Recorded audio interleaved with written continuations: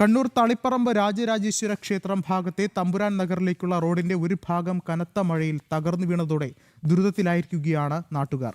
സ്വകാര്യ വ്യക്തി റോഡിനോട് ചേർന്ന് വലിയ ആഴത്തിൽ മണ്ണ് നീക്കിയ ഭാഗത്താണ് റോഡ് ഇടിഞ്ഞത്. തകർന്ന റോഡ് പുനർനിർമ്മിക്കണമെന്നുള്ള ആവശ്യവുമാണ് ഇപ്പോൾ ഉള്ളത്. ചെലവ് സ്ഥലമുടമയിൽ നിന്ന് തന്നെ ഈടാക്കണമെന്ന് നഗരസഭയുടെ തീരുമാനം.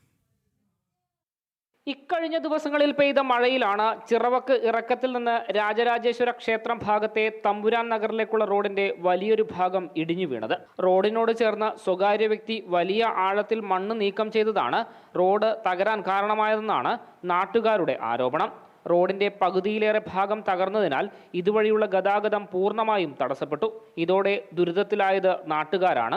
മുനിസിപ്പാലിറ്റിയിൽ നിന്ന് പെർമിഷൻ ഉണ്ട്, ജിയോളജി വകുപ്പിൻ്റെ പെർമിഷൻ ഉണ്ട്, ഇങ്ങനെ എല്ലാ പെർമിഷനും ഉണ്ട്. അതുകൊണ്ട് ഞാൻ മുന്നോട്ട് പോകുന്നുള്ള അയാളുടെ വാശിയാണ്. ശരിക്കും ഈ സ്ഥലത്ത് നിന്ന് ഈ മണ്ണെടുത്തു കഴിഞ്ഞാൽ ഇത് ഇടിഞ്ഞു പോകുന്നുള്ള ഞങ്ങളെല്ലാവരും അയാളെ ബോധ്യപ്പെടുത്തിയിരുന്നു. ഈ റെസിഡൻസ് അസോസിയേഷൻ്റെ മിക്ക ഭാരവാഹികളും എല്ലാവരും കൂടി അയാളെ ശരിക്കും ബോധ്യപ്പെടുത്തിയിരുന്നു. പക്ഷേ അത് ബോധ്യപ്പെട്ടിട്ടും അയാളുടെ പണിയുമായിട്ട് മുന്നോട്ട് പോയത്. ശരിക്കും അയാൾ ഇതിന് വളരെ ഉത്തരവാദിയാണ്. അതേപോലെ മുനിസിപ്പാലിറ്റി ഇതിന് പെർമിഷൻ കൊടുത്ത് അവരും ഉത്തരവാദിയാണ്.